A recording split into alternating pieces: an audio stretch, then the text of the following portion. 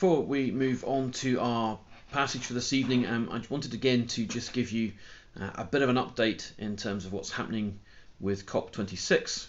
Again, we're now only a few weeks away. In particular, I wanted to talk again about the work that YWAM are going to be doing with us. They are sending a team, or in fact it's a variety of teams from around the country which will come and go across the course of the 2 weeks of COP.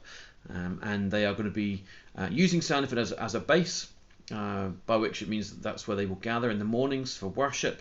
They're then going to go out into the city for the day, doing various things in terms of intercession and outreach. And then they're going to gather again at Sandyford in the evening and have a meal together. It's a great opportunity for us to partner with an organisation like that, and it'd be great if you were able and had some time during those 2 weeks, whether it's during the week, the Monday to Friday, or over the course of the weekends. A small number of the team are due in on the Saturday the 30th. And then we've got more team coming, particularly for the march that's happening on the 6th, and then through into the second week of the conference. But one other exciting opportunity is that a lady here, Rachel Adamski, who works for YWAM and acts as a liaison officer and actually lives in York Hill, is coming to do just an introduction to YWAM and some outreach training on Saturday the 23rd of October between 2 and 4. So if you're able to come on that day to meet Rachel, we're seeing if Simeon, who is heading up the kind of COP practicalities, he works out of Seamill. I'm not sure yet if he's going to be able to be there, but certainly Rachel will be there. We'll get a bit of an introduction to the work of YWAM. And then also some training for the kinds of outreach that they're going to be doing over the course of the conference. So you're more than welcome to come and be part of that. It'd be lovely to see many of you there. So that's 2 o'clock on Saturday the 23rd. I realise the notice is quite short, but we wanted to get it in before COP actually starts. So hopefully you can be there for that. So let's now kind of move on to our reading for today. Now you will have noticed that it is of course from Colossians chapter 1 verses 15 to 20, and any of you who are paying attention will realise that we've used this passage quite recently on Climate Sunday. There's a picture of me in an even nicer shirt, and we preached on this passage across the course of the Climate Sunday back in September. You can check it out by going to our YouTube channel, youtube.com/Sandyford Church, if you want to go and see that one again. That was in September. So we are going back to a passage we've looked at actually quite recently and a similar theme, but there is more to draw out of this passage. So let's take the opportunity now to read it together.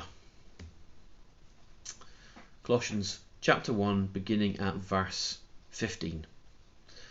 The Son is the image of the invisible God, the firstborn of all creation, over all creation. For in him all things were created, things in heaven and on earth, visible and invisible, whether thrones or powers or rulers or authorities, all things have been created through him and for him. He is before all things, and in him all things hold together. And he is the head of the body, the church. He is the beginning and the firstborn from among the dead, so that in everything he might have supremacy. For God was pleased to have all his fullness dwell in him, and through him to reconcile to himself all things, whether things on earth or things in heaven, by making peace through his blood shed on the cross. Amen.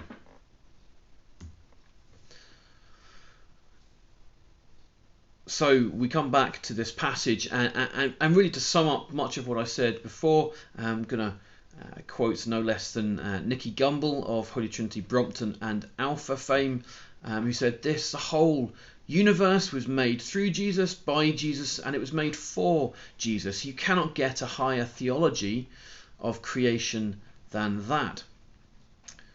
The starting point of any theology of creation must start with Jesus.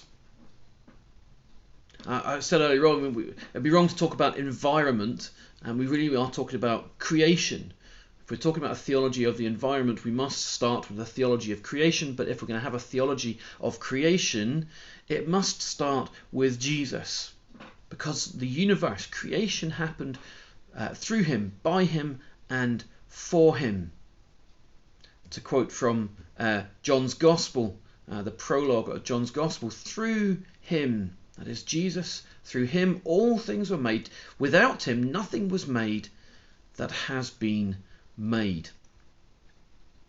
And so when it comes to thinking about climate change, thinking about our response as Christians to the state of the world around us, our first point must always be that it is through Jesus. We start with the one that we know, the one that we love, the one whose name we take when we call ourselves Christians.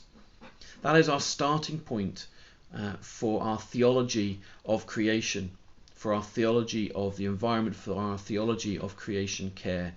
It starts with Jesus.